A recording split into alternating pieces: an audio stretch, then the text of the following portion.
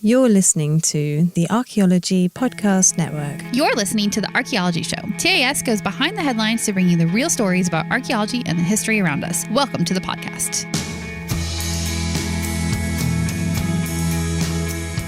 Hello and welcome to the Archaeology Show, episode 224. On today's show, we review and deconstruct Indiana Jones and the Dial of Destiny. Let's dig a little deeper, but if you haven't seen the movie, you might want to do that first. Spoilers ahead.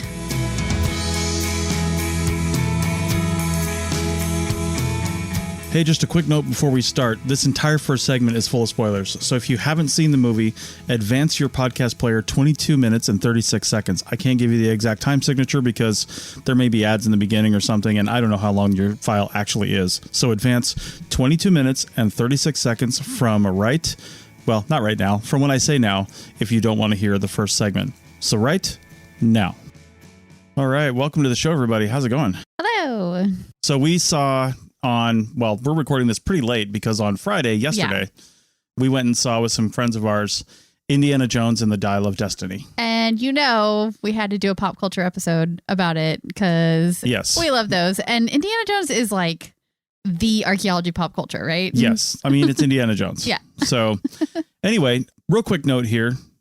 If you are listening to this on the audio podcast, this is also on YouTube at the Archaeology Podcast Network's YouTube channel. Yeah. We're trying something new here where we recorded ourselves talking because I guess people might want a visual of what we're saying as we say it. Maybe. And if you're listening to this on YouTube, first off, hi. Second, if you're doing that, the audio isn't nearly as good as it on the podcast because I simply don't have time to match this good audio up with that audio.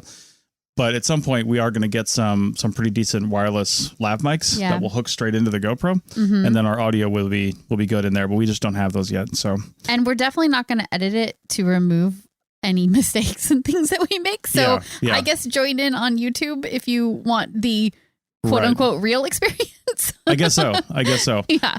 So. Yeah, if anybody wants to donate us the DJI lav mics, 2 of them, with the transmitter, then we'll take it. Chris at archaeologypodcastnetwork.com. I'll let you know where to send it. Okay. So, yeah, that's going to happen. You'll also get a lifetime membership to the Archaeology Podcast Network. Purchase not required. Right. Okay. So let's talk about the movie. So in this episode, in segment 1, we're going to break down the movie. And again, if you haven't seen the movie, you need to go see it. Or if you're willing to just have spoilers because you're not going to see it, this will tell you exactly how the movie unfolds. Yes. I mean, like scene by scene almost. Yeah. So we're going to do that for the first segment. And then in the second and third segments, we're going to break down a lot of the things that were mentioned in the movie and see what the real history behind them is. Yep.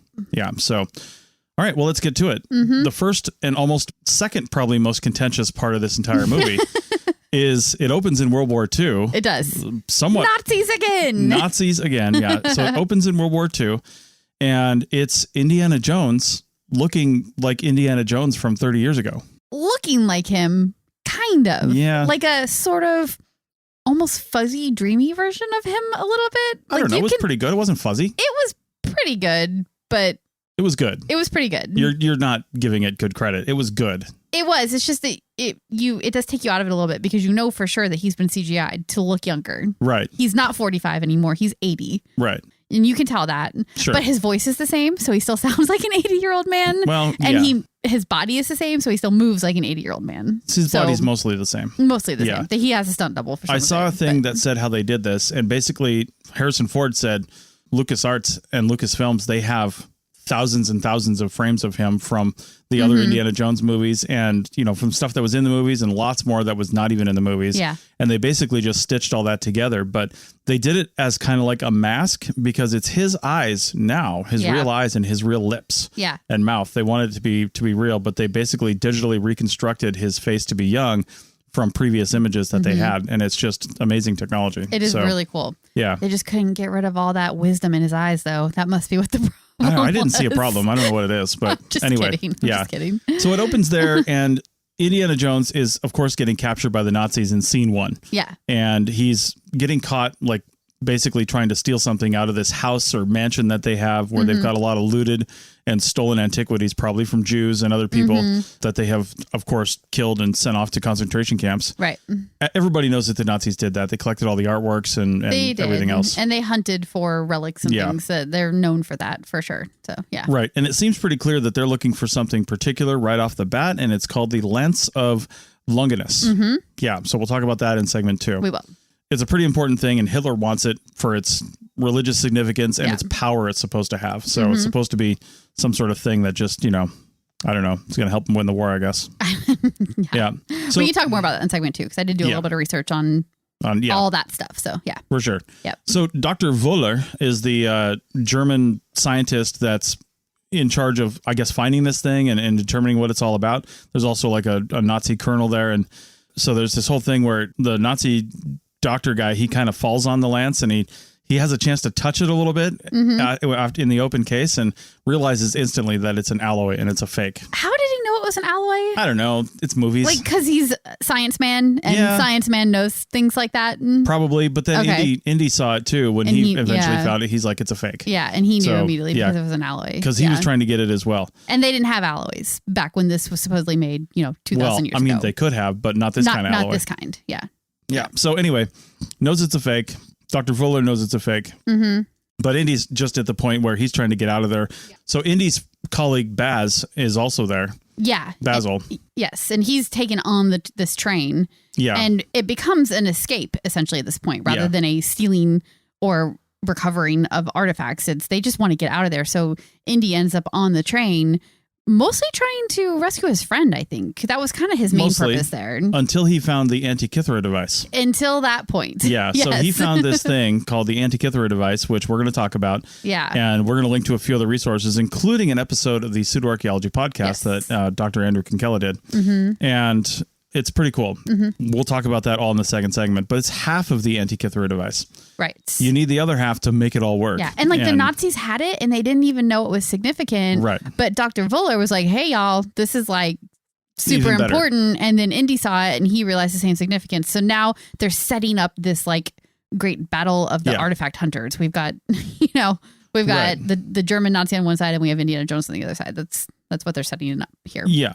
But two important things happened during the escape. One, Wöhler appeared to have been hit real hard in the face at full speed by something along the train track and was knocked off the train. And had no scarring and looks normal later on, but you take that kind of stuff. So anyway, so that happened. And then they end up jumping off the train into a river as it crashes. Like one of those super tall bridges, like a Harry Potter bridge, train bridge off down into the water. And they managed that. No problem. No injuries. All good. Sure. So, and of course, Baz thought that the artifact was in the river, and Indy's like, nope, it's right here in my pouch that never loses anything or comes off of my body. Right. So the only thing that ever comes off is his hat, but it's only a couple feet away. Yeah, no, it never goes far. He's always got it. And the whip, too. He always manages to get his hands back on that. Right. Yeah. So he just pulls it out and he hands it to Baz as they're walking up. The British have taken the train because they were in the process of doing that. Yep. So that's where it is. So then we move on to 1969 with old Indiana Jones in his underwear and T-shirt. Yes. And passed out asleep in front of the TV. The opening scene of old Indiana Jones is just so perfect. And they created this like aging hero who he still has the school scene. There's a school scene in every single Indiana Jones movie. Yeah. But this time it's like students falling asleep, not students that are in love with him. And it really is like, what would Indiana Jones be like in 30 years of just like he's being a professor? He's become an antiquity. He has. Yeah. And like, he's not like a happy person. I don't think not at this point. So yeah. And on this day, it's the day in 1969 after the Apollo moon landing, and it's the New York City's throwing this huge ticker tape parade. And so everybody's celebrating that, but also his department, when he gets into work, they are celebrating his retirement. Yeah. I actually just realized that it's like celebration of the future on one side, and the whole country is wrapped up in that. But he's like still kind of it's a transition. Steeped in the past, doesn't necessarily want to be there maybe, but like is stuck there. And not only that, but he's 80 in real life, but he's way older in this because, he's lived a lot longer because of the cup. He drank from the Grail. He drank from the Grail. Yeah. It prolonged his life a little bit. Right. Yeah. I remember in that movie, it only prolongs your life if you don't go beyond the seal. Like you can live forever. Uh-huh. But it like cured him. It fixed his bullet wounds. It did. Yeah, and then that's right. any ailments he may have had, it prolonged his life in that way. Yeah. So anyway, point is he's retiring. Yeah. So in his class, when he's asking questions and nobody knows the answers because they haven't done the reading. Because on his last day of retirement, he's still teaching a class, but then he's like, what? Okay, I don't know who's taking that class fine. over. That's fine. Just go with it. Yeah. Anyway, Baz's daughter, who Indy hasn't seen since she was 8, he's her godfather, but for whatever reason, they haven't seen each other in 20 years. She is now an archaeologist, and she's giving all these answers, and she's really nice and fun, and he meets up with her, and they start talking about stuff, and she says, Baz is dead, her father, and she is now an archaeologist working on her doctorate, and she's got all of her father's papers and his research after he was going insane about the Antikythera device and finding the other half and what it could do. And she wants to find it. Now, she thinks that it's lost. Right. She thinks it's in that river that they escaped the train from. Indy eventually is like, you know what? Your dad went crazy on this, but I'm sure you'll be okay. So I'm going to take you over to the school, to the archives. Here it is. I found it. And I took it from him in order to hopefully make him sane again, but it didn't work. And that is the first big twist of the movie.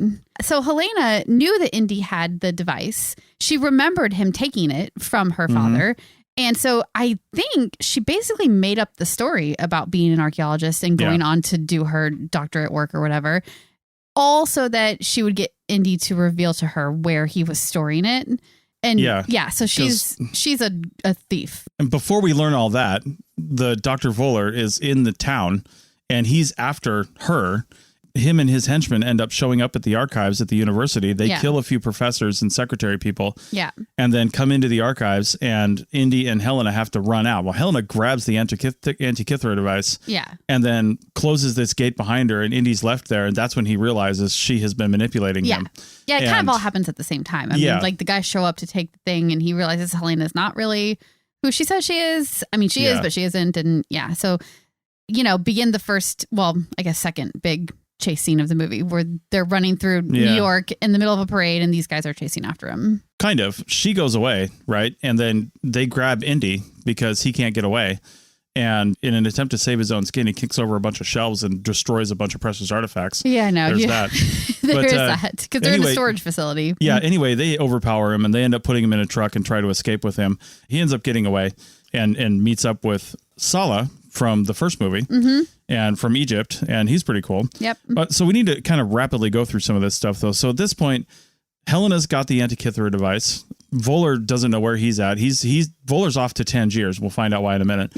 Indy talks to Salah, who knows all about Helena, and says, she's this huge, bad person who just tries to, find and sell antiquities, and she's running an auction out of a hotel in Tangiers. Right. So Indy's like, great, going to Tangiers. Let's do this. So he goes there, finds her actually in the middle of selling the device. Yeah, good timing. But. And then tries to, tell her the sale's over. I'm taking you with me and I'm taking this. And, basically, long story short, a whole bunch of stuff happens. Somebody else ends up having it. And then there was a chase through the city streets with, them trying to find the Antikythera device. They didn't. They were trying to get away from these other guys and they were trying to get it back. They ended up just losing it all. And the Nazis had the Antikythera device. They didn't have the other half, though. Yeah, they only have half of it at this point. It's just half. Right. And it's a perfectly preserved piece of metal, but only half of it. Right. Yeah. So at this point, they do some sleuthing, and they realize from Helena's father's notes that he had worked out that the other half was probably, the location of that was probably Archimedes' tomb, because this whole thing was apparently developed by Archimedes. We'll talk about that later. But he says the other half is probably at Archimedes' tomb, but where's Archimedes' tomb? Right. And he says the boat that was carrying the first half had 100 Roman soldiers on it, and they were probably guarding something that said they were looking for the other half. Yeah, they were looking for the tomb. Which indicates they had something that told them where that was, and they called that the Graphicos. We'll get to that later, too. Yeah. So they said, okay, great. Well, we need to go find a boat and a diver. They did, Antonio Banderas, and, apparently he's a good diver, but he's old now. And one of Indy's old buddies. Yeah. So they go down. They actually find the Graphicos. They bring it back up to the boat, but waiting for them at the top is Voller, the Nazi, and all his henchmen, of course. I know, and we're glossing over this, but this was one of my favorite parts of the movie because it's like that typical, find the clues, follow the clues, find the thing, The whole movie's like that. Well, but that part was specifically that was really fun. And then the next part too, but I enjoyed that part. I mean, it sucked because, the Nazis were there and then all the people on the boat, except for our heroes, were killed. So by the Nazis. Yeah, that happens. Yeah, so Helena works it all out because it's written in a cipher that we'll talk about later. But she works it all out. She reads it, but she doesn't quite tell him the whole truth. And while she's doing that, she pulls a stick of dynamite out of her back pocket, and Indy lights it without the Nazis seeing, and they kind of blow up the ship, but they take the Graphicos with them and get on the Nazis' boat. So they're heading off, and she's like, okay, so that's not actually how it's read. Here's how it's read. Indy figures something else about it and says, well, that can't be totally true. It turns out it's made out of wax, and he melts the whole thing, and there's a disc inside that tells him where Archimedes' tomb is. Or kind of. It tells him in code. Yeah. So they figure that out, and it's this thing called the Ear of Dionysus, which we'll also talk about later, which is in Sicily. Because Archimedes is from Syracuse, which is in Sicily. Right. And it used to be Greek back then. It was a Greek city-state. And now it's Italian. Now it's Italian. Yeah. So anyway, they go there. They solve these other clues, and they end up finding the tomb of Archimedes. More clue solving. I love this part too. This part was really fun. Exactly. Yeah. They find all these clues, and then they find the other half of the Antikythera device in Archimedes' dead hands. Also, a modern wristwatch on his arm and propellers on a phoenix on the outside of his coffin. On the tomb. Yeah. Yeah. So they're like, what the hell? Yeah. Because it was theorized. We haven't actually talked about this yet.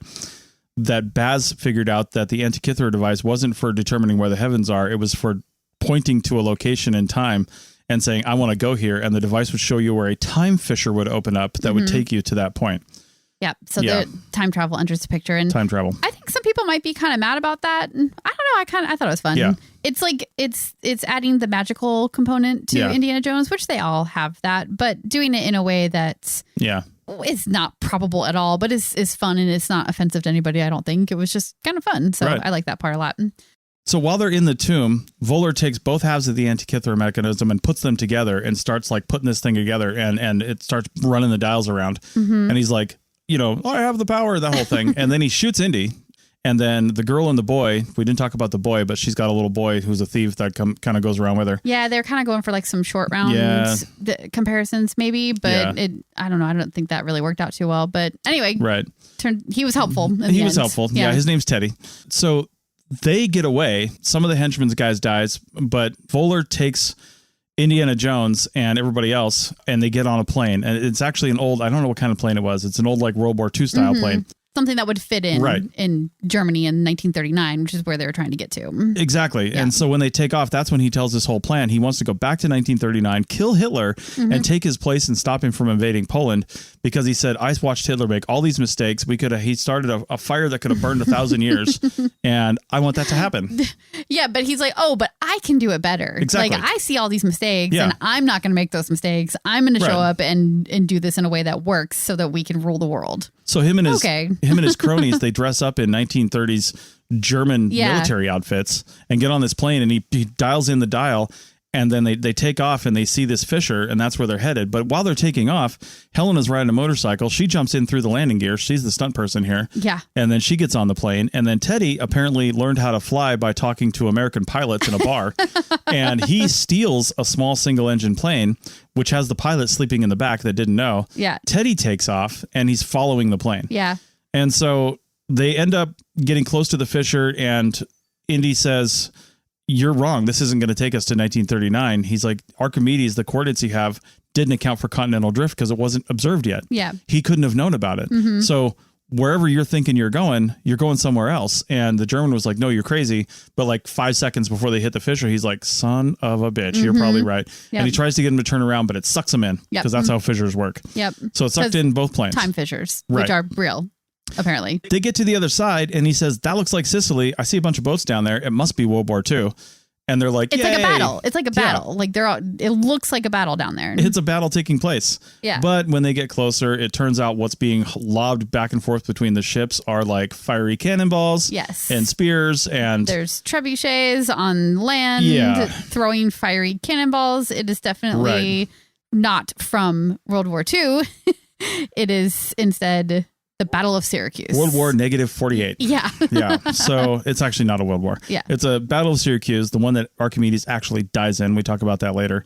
But it's 214 BC. And so the Germans freak out. They don't know what's going on. They're trying to get back to the Fisher, but the plane's been hit by spears, apparently. Yeah, the spears can puncture, a metal ship. They were like the big airplane. ones that Archimedes could fire. Yeah, that's true. They were coming off of a mechanism that would fire it. So they hit the plane. Indy and Helena end up parachuting out of the plane. Indy's still shot in the chest, but they end up parachuting out of the plane onto land when the kid also lands the plane on land.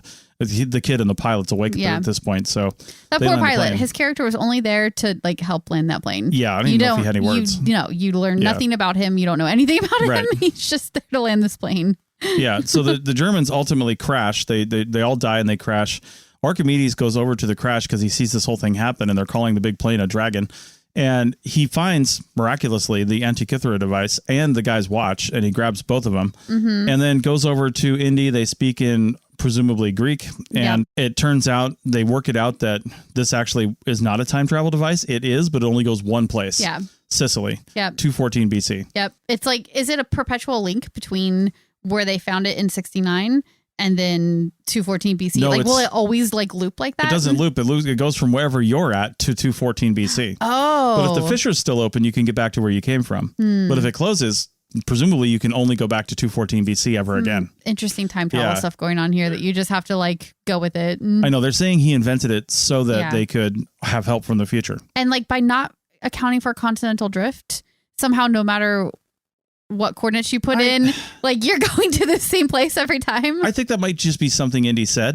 And then the German realized that's probably true. But what they didn't realize that it's always going to take you back to the same place. It doesn't. Yeah. The coordinates are meaningless. It always goes back to this one place. Yeah. Probably. Not only place, but place and time. Yeah. So. Yeah, exactly. Anyway, they all realize that. And Archimedes basically says, well, here, you can have this one because I'm building one. So they give him the dial back.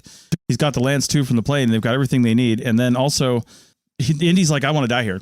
Because he's hurt, he's injured. He's like, I can learn so much from here. This is the most amazing thing that's ever happened. I'm in history. I want to die in history. But Helena's like, not so much, buddy. Not this day. And she punches him. And then one punch, lights out. He's out. Well, he's 80. Yeah. Probably 90. Maybe 100. I know, but I just saw him literally kick the ass of a bajillion Nazis and then some. He's worn out. Some Greeks too, but Give the guy a break. One punch from Helena and bam, out. Okay. I mean, she's young and strong. She is. She's amazing. She is amazing, by the way, in this movie. Yeah, she's pretty good. The best character. Yeah. But yeah. So they open the scene back up, the last scene of the movie in 1969 with Indy getting out of bed. He's all bandaged up. We don't know how long he's been laying there. But he gets up and he's wandering around his house going, what in the actual hell? Yep. And he sees Helena sitting on the couch and she's all happy and hasn't absconded with anything. The Antikythera device, the lance, and everything is just sitting next to him on the bed. So while that's there, she's maybe turned a new leaf. And then in walks Teddy and Marion, who we haven't seen before. Right. And him and Marion were getting a divorce because his son, Mutt, died in Vietnam. The one from Crystal Skulls that nobody liked. Skulls, yeah. So he died enlisting in Vietnam. And it broke Marion up so bad that she basically blamed Indy and then filed for divorce. Yeah. Not a good look for Marion, but okay. No. Yeah. Well, this brought her back, I guess, realizing she could lose him or something. I don't know. Yeah. But then they recreated a pretty cool scene from the first movie, which was neat. Legit recreated. I don't even want to spoil that part. No, it's because it was neat. It was, if you know, you know, right? Yeah. And then at the very end, right before they close out, Indy grabs his hat off a clothesline, indicating, the series might continue, but I don't know by who. I mean, Harrison Ford says no way. Oh, there's no way he could. No way, no how. He's done. But how could he? He'd be in a wheelchair. Yeah. So anyway, that is the synopsis, quick and dirty, of the movie, although not as quick as I wanted it to be, 25 minutes. But it's a long movie. I know. It's a long movie, so settle in for 3 hours because previews and everything by the time it's over. Oh, it's 3 hours for sure. Yeah. So, all right. So now we're going to go take a break. And when we come back, we're going to get inside the movie and talk about the real history behind some of the things that were mentioned. Back in a minute. Your cardiologist knows your heart, and your mom knows how to mend your heart. Your ophthalmologist helps you see, and your best friend makes you feel seen. A visit to your physical therapist can heal your shoulder, and a visit to your grandma can heal your soul. Your health is a journey you don't take alone. Just like the people around you, all of us at Kaiser Permanente work together to help care for all that is you. Learn more at kp.org. Kaiser Permanente, for all that is you. At Sprouts Farmers Market, you'll always find fresh at the center of the store. Come in to discover a huge selection of the season's best produce bursting with flavor in every bite. Explore thousands of better-for-you products for every dietary lifestyle, from plant-based and organic to gluten-free and keto-friendly. Scoop up your favorite bulk nuts, fruits, sweets, and more, perfect for baking or snacking. Visit your neighborhood Sprouts today to explore healthy products down every aisle. Welcome back to the Archaeology Show, episode 224, the Indiana Jones edition, Indiana Jones 5. So, No more spoilers. You can be confident that you're not going to see any more of that, so that's good. But we're going to talk about stuff that's inside the movie. Yeah. So even if you skipped the first segment because you didn't want any spoilers, this just kind of tells you about the things that are in the movie, but like not what role they necessarily play or what they were. So just the things that they're going to encounter along the way, but not the actual things. So, and I was trying to take a few notes during the movie. So these are kind of in order in the way that they appear, sort of. Well, before we go, we didn't really talk about what we felt about the movie, if we liked it and what we thought. Yeah. So I posed a question to you before we started. What's your rating? 1 to 10. What do you rate that movie? As far as Indiana Jones movies, I would probably rate it an 8. Only because it's not a 10, because if 10 is the best Indiana Jones movie and 1 is the worst Indiana Jones movie, the best one I still think is the Holy Grail. I just really like that one. Put them in order. Like, what order would you put them in? Oh, Holy Grail, Raiders, Kali Ma. Oh, Holy Grail, 5. Oh, you put 5 after Holy Grail. 3, 5, 1, 3. 3, 5, 1, 4, 2. You would put Crystal Skulls above Temple of Doom? What is wrong with you? Just didn't buy Kali Ma. Oh my God. But the Crystal Skulls is worse. Okay, I would say I give it an 8 as well, actually. And that's sort of in movie world amongst all movies. I thought it was really great. There was a couple moments where there was some extraneous crap that you didn't need. Like the CIA is involved. We didn't even talk about that in our synopsis. The CIA is in there. Why, how, what? I don't know. Go watch the movie and you'll find out. I'd probably give it a 6 in the context of all movies. Would you? Yeah. It was a pretty basic plot. I guess it was. I still go with 8 because I enjoyed it. Yeah. And maybe it's the nostalgia factor that's bumping it up a couple notches for me. But okay, so my ranking is 3, 1, 5, 2, and then 4. Because Crystal Skulls should just not exist. I mean, it wasn't a great Indiana Jones movie, but it wasn't bad either. So we're not going to talk about it. Yeah, we're not going to talk about it. All right, we got Plenty of people have talked about how bad that is. So Rachel did the research on segment 2 and I did segment 3. So what are we going to talk about All right, first? so moving through the movie and the things that they encounter, both the artifacts and the places and all the different things. The first thing that they encounter when they're in that scene, the prequel scene, not prequel, but the prologue scene, I guess you could call it. I guess it was the first 25 minutes of the movie. Scene. Yeah. The Lance of Longinus is the artifact that they're hunting for. And that is a real artifact. Yeah. So it's known as the Holy Spear or the Spear of Destiny or the Holy Sword. Spear of Destiny. Wasn't there a librarian movie called The Spear of Destiny? Oh, was there? Yeah, with Noah Wyle. I didn't watch any of those, actually. I don't know. Oh, those were so bad and good. But this is called the Dial of Destiny. So I thought it was interesting that it's also called the Spear of Destiny Everything in some places. Dealing with Jesus Christ is the destiny. Yeah, but I guess the Dial of Destiny had nothing to do with Jesus, but still. Okay, so what's the Lance of Longinus? It's alleged to have been the lance that pierced the side of Jesus as he hung on the cross. Yeah. And the mention that we have of this is actually in the Gospel of John, which I believe is the gospel that was written a bit later than the other ones. So we're already in shaky territory as to whether this is real or not. When you're writing 400 years later, like facts can get missed. But anyway, in the Gospel of John, a Roman soldier named Longinus stabbed Jesus in the side with his lance to make sure that he was dead because they had to pull him off the cross to get him into his tomb before the Sabbath, basically. And side note, this is horrific, but if he wasn't dead yet, the plan was to break his legs so that he would die faster because that was a thing they did in crucifixions to make people die faster when they were not dying fast enough. That is horrific and terrible. I mean, it's hard to break somebody's leg. He was probably malnourished at that point from being in prison, so maybe not. But and he'd been hanging for a while already too. So like, how do you break somebody's legs though? I don't know. You just hit him real hard with a stick. Maybe rocks in the slingshot. Would be hard. I don't know. Yeah, Anyway, that's what the Lance of Longinus is supposed to be. And there are at least 4 major relics currently in this world that are claiming to be this lance. There's one in St. Peter's Basilica in Rome. That is the one when I was there. with probably the best claim. Oh, you didn't really? No, well, I didn't go inside. I don't know that it's on display, actually, but I did go inside, but yeah. Well, I'm not going to go into too much about each of these different ones because there's one in particular that I think they're probably basing the story on. But there's one in St. Peter's Basilica in Rome. That's the one with the best claim. And it's not really the one that the story probably comes from, I don't think. There's one in Vienna, which is German territory. So there's one in Armenia and there is one in Antioch. Okay. So going to the one that I think that is most likely where they pulled this story from for the movie is the one in Vienna. And that one first popped up in the 10th century. So 900s. That's a long ways after, the crucifixion. Yeah. But sure, let's go with it. And it was 1,000 years. It is. It's 1,000 years after, but it's also 1,000 years ago from here. So it gives it, a little bit better claim than some of the other ones that pop up later in history. Hard to prove anything from 1,000 years ago. I know. It's 1,000 years on either side. Like you're losing the beginning and you're losing the. Unless it was found in the side of a 33-year-old Jew. I don't know. Right. So it was passed around. There's a whole history of it in various different accounts of it getting passed around. But the important part is it ended up as part of the Imperial Regalia collection in Vienna, which was owned by the Habsburgs. And that would be in the 1800s sometime. Now, this is where I think they really connected to Hitler, this particular one. In Mein Kampf, which is the book that Hitler wrote when he was in prison, he wrote that the Imperial Regalia, and in quotes here, were still preserved in Vienna and appeared to act as magical relics rather than as the visible guarantee of an everlasting bond of union.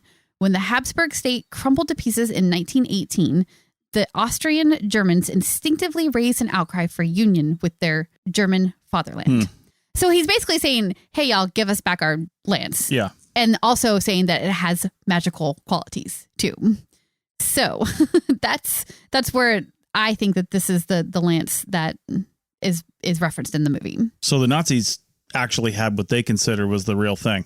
I think they do. I think they did. Yeah. Like in real life, they actually did have this. Yeah. And there's even a story about how they sent it somewhere else when there was some fighting that got too close to where it was being stored. And because it was one of the most important pieces of that collection, they actually hid it behind this wall.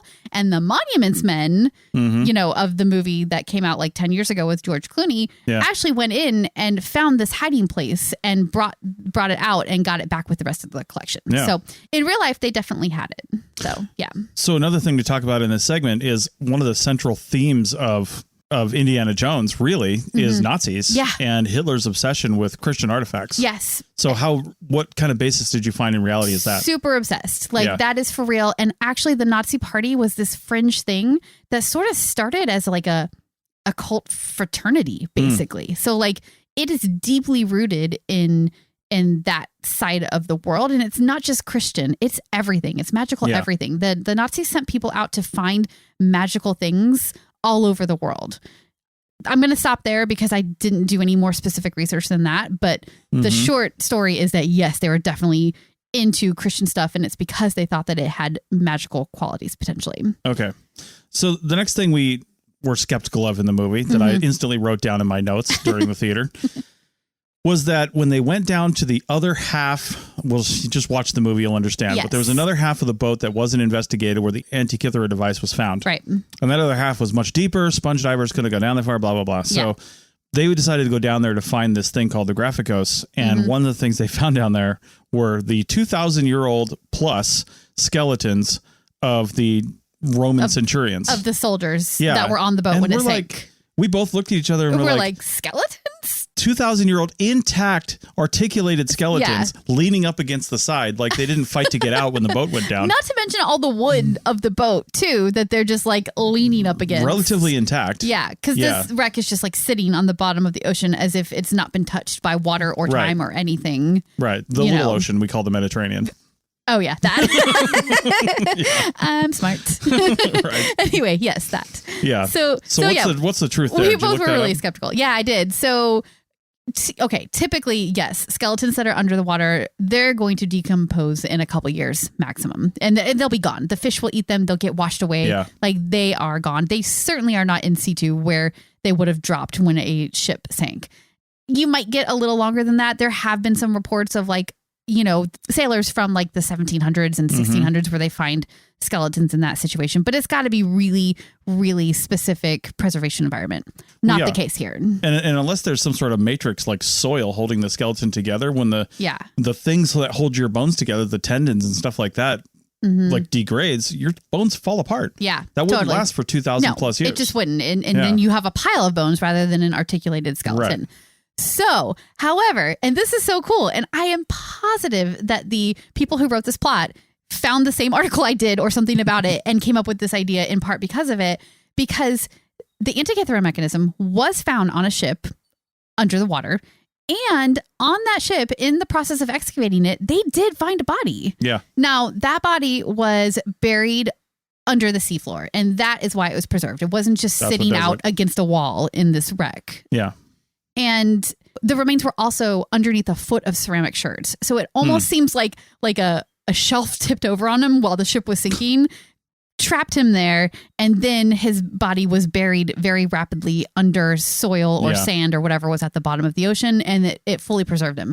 Like, excellent preservation. I saw pictures of the skull where you can really see like the little lines where the skull pieces come together. So, yeah. I mean, we found thousands of year old bones in Miami of humans that were, looked like they came out of the ground yesterday because they were preserved in this really fresh limestone solution hole that had soil in it and clean water running through it. Yeah, the right kind of soil and being, protected really under the water like that. It actually preserved it. So, that ship that the Antikythera mechanism was on had a skeleton, and they think there could be more. This article was a few years old, and I didn't actually see any follow-up from it because they were going to do some DNA analysis and stuff like that. So it might be interesting to check in on that at some point when the researchers get that done and find out what else they have found. So, yeah. Okay.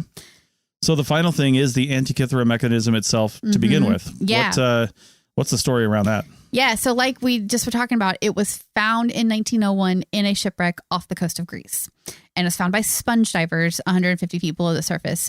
And sponge divers are basically like that old school metal like diving suit that you can think of. And then they have these tubes that run back up to the surface that are providing the oxygen for them. I think they were called diving bells. Were they? Okay. Or no, not the. I guess that was the ones that were open completely. But this had an actual like glass helmet. Oh yeah, I think so. Yeah. So anyway, did you find any evidence or anything mentioning that the ship was actually broken two halves and the other half was 150 feet deeper? No. I think that was made up for the movie. That was a central context of Indiana Jones because the sponge divers couldn't have made it down there, so they couldn't have looked. Yeah. Yeah, and nobody had thought about that apparently. Yeah. Well, and also in the movie, I think it mentioned something about only going like 70 feet, but then the full wreck was like 300. Yeah. And these sponge divers went 150 feet below the surface. And that is way too far for sponge diving too. But they were pushing the limits of the technology at the time. They were probably 30 or 40 feet further than was safe to do with that kind of equipment. But they did it anyway. Well, and how did they even know how many feet down they were, to be honest? Oh, that's a fair point. Yeah. I mean, well, they probably had ways of measuring it even back then. But yeah, they were definitely pushing the limits of that technology. And it was probably very unsafe. But they did it and they found this wreck. And it was super exciting for them because there wasn't just this Antikythera mechanism. In fact, it was the least important thing found at that time. Yeah. It was just a hunk of metal to them with gears in it that they knew looked cool, but they didn't know what it was. And what they actually found was like all these statues, and they pulled up tons of like really well preserved intact statues from the ship. And that was why it was so exciting and why they kept going down and diving and excavating more back in 1901. Right. Now, the wreck itself is from approximately 100 BCE. And the Antikythera mechanism, it is made from bronze. There's gears. It's got these really nice, neat triangular teeth around the edges of all the gears. There's different rings, and one of the rings is divided into degrees. We've got all these things that say something about like navigation and space and stuff like that, right? Like that's the impression you get when you look at it. All we have are fragments, and those fragments represent a third of the complete object. It is definitely not split into two perfect halves that just clink back together. That's not a thing. In the movie, it's absolutely perfect. It is absolutely perfect. There's nothing on it. No, if you look at pictures of the actual thing, it's like green, obviously, because it was bronze and it's, over time it's turned green. And it's sort of this conglomerated hunk of metal. We don't know at the time when they first found it, they didn't know anything except they saw little gears and levers and things sticking out of it. So they knew it was something special, but that was all they could say. It wasn't until X-rays in the 70s and 90s showed that the device probably replicated the paths of the sun and the moon and planets because they could see inside of it using the X-ray technology. And then, of course, that at that time left an opening for the Eric von Danikins of the world to claim that it was alien. Yeah. I like how you've got a spelling error on our notes here, and it says Eric Danikin. It does, yeah. Yeah, because he's a con. Yeah. He is a con. Yeah. Absolute con. Go listen to PseudoArc episode 96, and you can get the full PseudoArc episode of the rumors and myths that swirl around this thing. We're not going to go into that here. Suffice it to say, it was a thing that tracked planets and stuff. And that was all we really knew about it until 2006. Yeah. In 2006, they had new CT scans that gave a better view of the internal workings of the device and also previously hidden inscriptions that you just couldn't see because it's all encrusted around. Yeah. It would have been about the size of a shoebox and housed in a slightly larger wooden box, more than likely. Yeah. And the way it worked is there was a knob on the side to wind these gears that all fit in together. And it would move these rotating hands, and the hands represented the sun, the moon, and the 5 visible to the eye planets that they would have known about back then. And that would be Mercury, Venus, Mars, Jupiter, and Saturn. Earth, of course, would be the center because they thought the Earth was the center of the universe and they didn't know about us going around the sun. So, yeah. Yeah, Copernicus hadn't discovered that we weren't the center of the universe yet. Right. And Galileo hadn't invented the telescope. Yeah. But they were still so freaking smart. They still planned in retrograde. Yeah. Because, and I am not going to try to explain retrograde right here. I do know that it makes the planets look like they're going backwards sometimes. And when you're charting things, you have to plan for that so that you know when it's going to look like it's jumping back. And they even planned that into this thing. I mean, real quick, retrograde's not too hard to understand. It really is. If you imagine the planets all moving at different rates around the sun and different distances, from your own point of view, the planets could appear to move backwards across the sky because you're passing it, whether it's on the other side of the sun from you or it's on the same side of the sun from you. Oh, yeah. And depending on where you're at, it just looks like it's going the other way because we're going faster than the planet. So it's going to look like it's going, quote, backwards. Right. Yeah. So... But the fact that 2,000 years ago they could plan that into this mechanism, that's freaking insane. Well, and one of the other things I'd read too is they used it to plan when the Olympic Games should be too. Yes. Yeah. Yep. So there's inscriptions on it that explain which stars rise and set and on what date that's happening. There's a calendar on one of the dials. Other dials are showing the timing of lunar and solar eclipses. So this mechanism was like this all-encompassing, here's what's going on in the sky kind of a thing. Really, really cool. Yep. Oh, and the knob on the side that would move these hands, they could roll it forward or backwards to see what was coming or what had happened in the past. So is that what would send you forward and backwards in time when you got your ship up to 88 miles per hour? Maybe.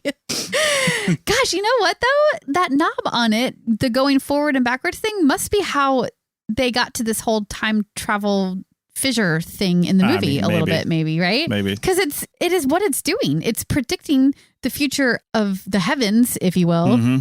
And the thing is that's completely predictable and it's not time travel. It's just predictable, right? And so, So that's the Antikythera mechanism. Really, really a cool device. And the fact that they came up with it 2,000 years ago, it's just amazing. But who created it is the big question, right? Yeah. So we have a couple thoughts. According to Cicero, Posidonius, he's an ancient philosopher from Rhodes, and he made a similar model of the heavens in the 1st century BCE. So that's timing-wise, that makes sense with what we're talking about here. And then James Evans, he's a historian of astronomy at the University of Puget Sound in Tacoma, Washington. He thinks that the specific eclipse cycles on the one that they found is actually Babylonian in origin. Yeah.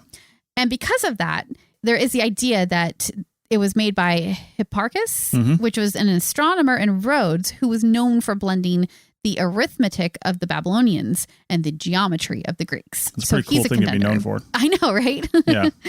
And then finally, we get to our man from the movie, Archimedes. Yeah. Cicero also wrote of a bronze device made by Archimedes in the 3rd century BCE. Yeah. Could be this one. Could be that one. Yeah. All right. So let's learn about who Archimedes is on the other side of the break and some other stuff from the movie. Back in a minute.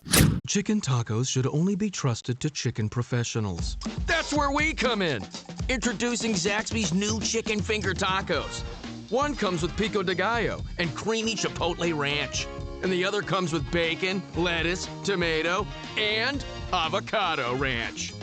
Chicken experts since 1990. Chicken taco experts since now. Order yours today in the Zax Rewards app. Woo, saucy! Zaxby's. Your cardiologist knows your heart, and your mom knows how to mend your heart. Your ophthalmologist helps you see, and your best friend makes you feel seen. A visit to your physical therapist can heal your shoulder, and a visit to your grandma can heal your soul. Your health is a journey you don't take alone. Just like the people around you, all of us at Kaiser Permanente work together to help care for all that is you. Learn more at kp.org. Kaiser Permanente, for all that is you. Welcome back to the Archaeology Show, episode 224, and we're going to wrap up this discussion with some other facts from the movie that we actually, well, other fictions from the movie that we kind of turned into facts. I do love this, though. The movie did the whole like blending fact and fiction thing. Yeah, it did it pretty well. Really, really well. Yeah. I enjoyed that bit of it. Okay, so Archimedes is a central figure in this whole thing. He's mentioned many times in conjunction with the Antikythera device. They just went straight into it and said, this is who he is, and he built this thing. Yeah. He was born in 287 BCE in Syracuse, Sicily, which is now part of Italy. It was a Greek city-state at the time, as we mentioned before. He actually died at the Battle of Syracuse in 212 BCE at 75 years old, and it's the one in the movie that battle's taking place. There was like 3 different accounts from one of the famous historians of the time that said how he actually died. There was all some random Roman soldier that did it, but for various reasons. Okay. One of the ones was he kind of just like lost himself in his laboratory and kind of forgot that the city was laid siege to, and it was like actually won by the Romans. He was just there, and Roman showed up. Roman showed up, and he's like, no, I got to take you to the dude, and he's like, no, I got to finish my equations and my stuff first, and the guy just like ran him through with a sword. Oh my god! And another one, he was running through the streets and taking all this stuff, and then a Roman soldier thought he had gold and stuff and ran him through with a sword. And there was a third one where, you guessed it, a Roman ran him through with a sword. Yeah, okay. Yeah, so either way, he died there, more than likely. But he definitely wouldn't have been in battle at 75. So no, he wasn't was in just battle. caught in the crossfire, basically. He had invented a lot of stuff that was in that battle, but we'll talk about that. Yeah. He was, mostly a mathematician, and he actually didn't give much credence to people who were inventors, despite that's what he's mostly known for now. Yeah.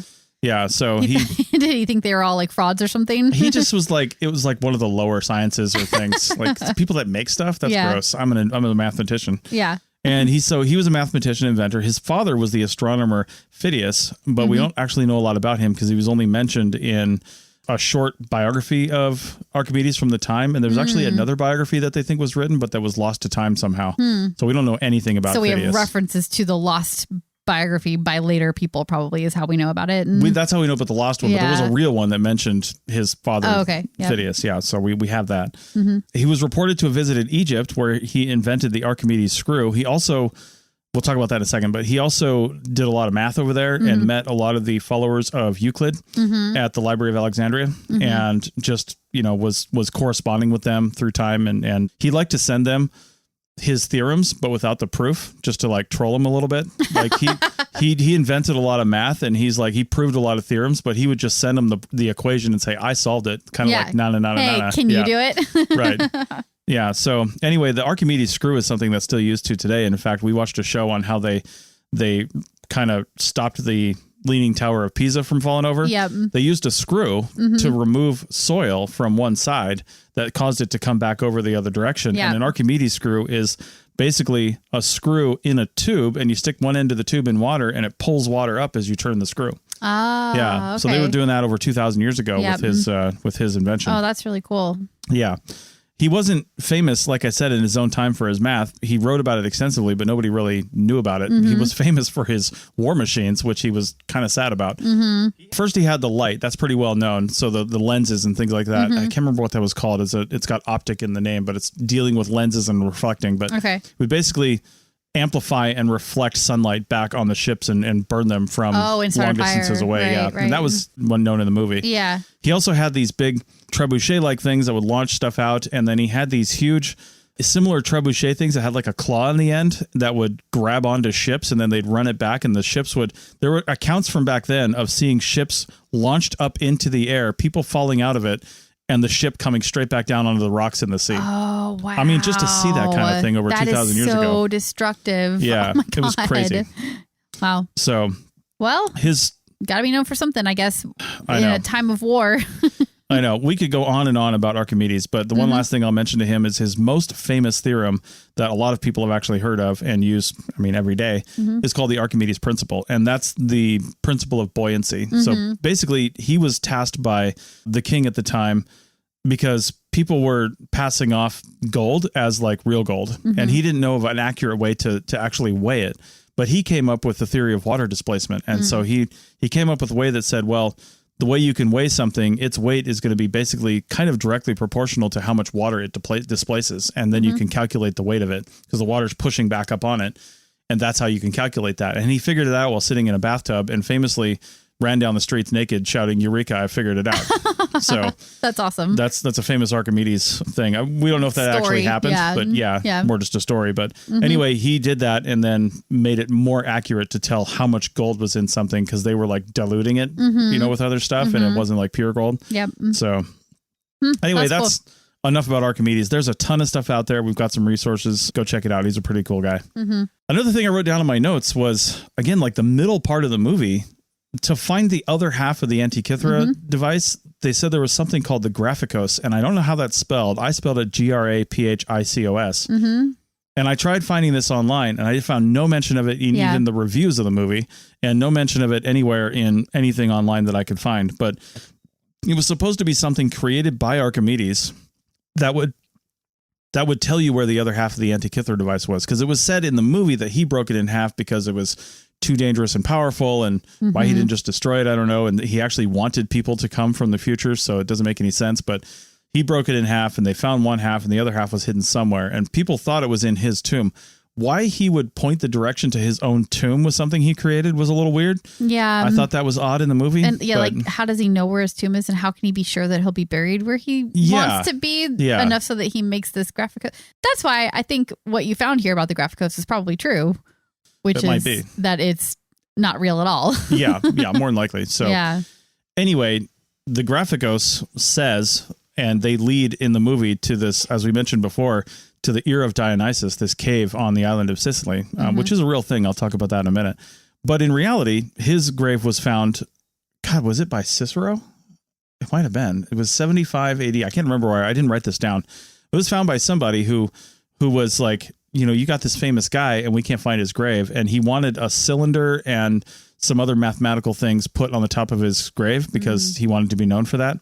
And the people of Sicily, in fact, this is written on some Sicilian websites about tourism there and how bad they are in honoring their own past.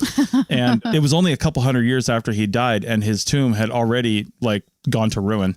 And it was like faded, and there was bushes growing all over it. It was not inside of a cave. It was just out like in a graveyard. Yeah. It was out somewhere. And they cleaned it all up, and then eventually just happened like many more times over the course of the last few thousand years. So in reality, we don't really know where his tomb is. I was just going to ask. So has it been lost to time again, basically? There's actually an archaeology park in Sicily where there's a Roman, it's called a colubrium, I think it was called. And it's a place where they basically carved into limestone, or it was a limestone quarry that they repurposed as like a mausoleum almost. And they think that one of those might be the tomb of Archimedes, but there's no real concrete proof that it is. And the thing that was described as his tomb has never been found. So he could have been reburied. He could have been whatever, but who knows what's going on.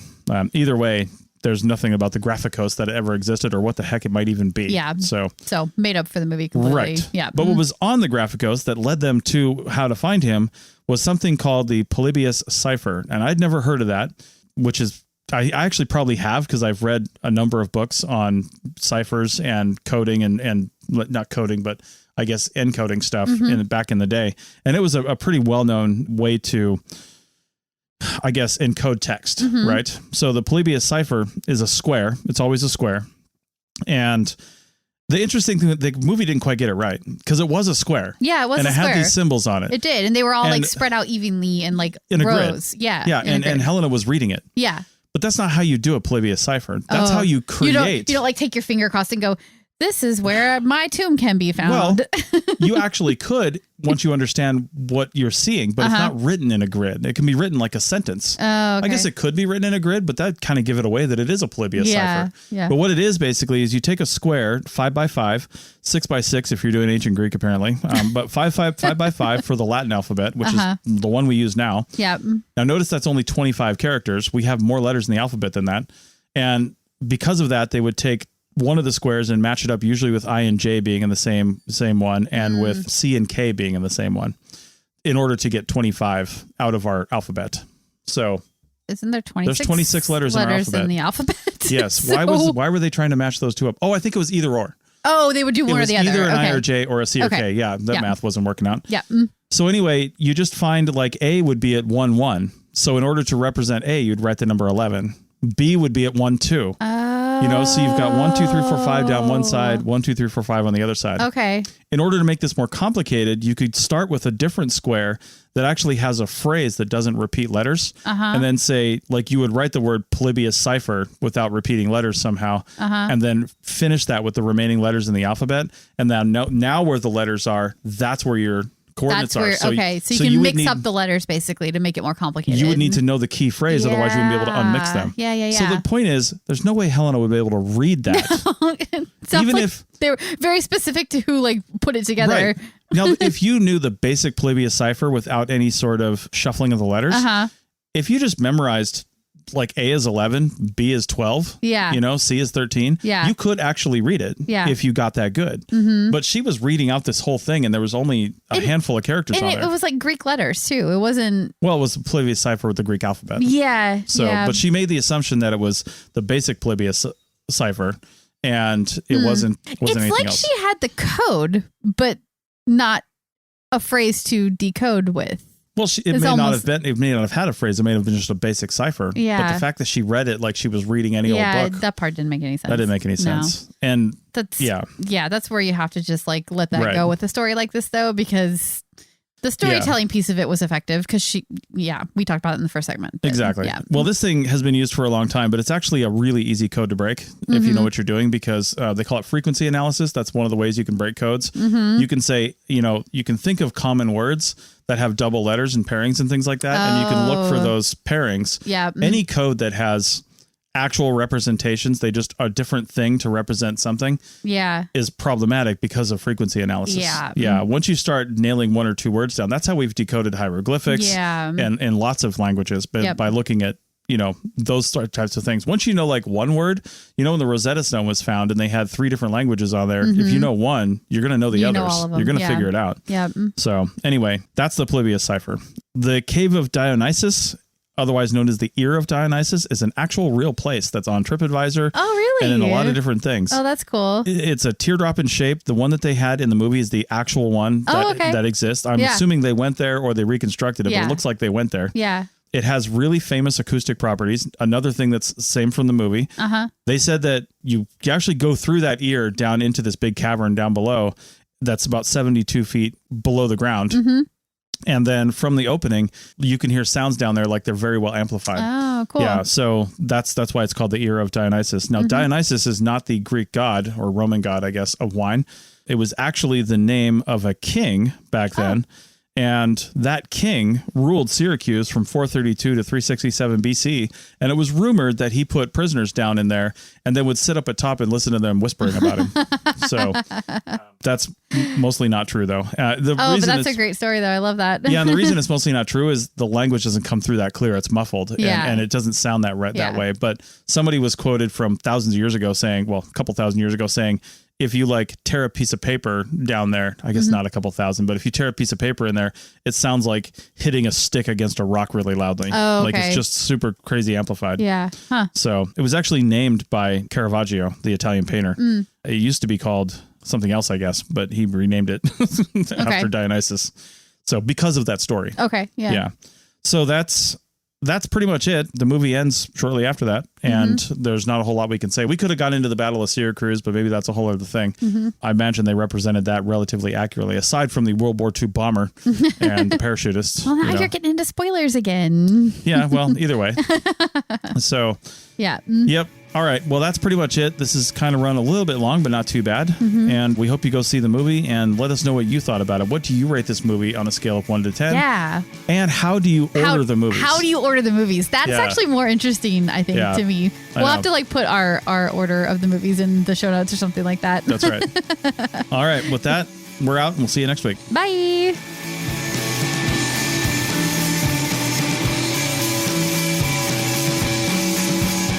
Thanks for listening to The Archaeology Show. Feel free to comment and view the show notes on the website at www.archpodnet.com. Find us on Facebook, Instagram, and Twitter at ArchPodNet. Music for this show is called I Wish You Would Look from the band Sea Hero. Again, thanks for listening and have an awesome day.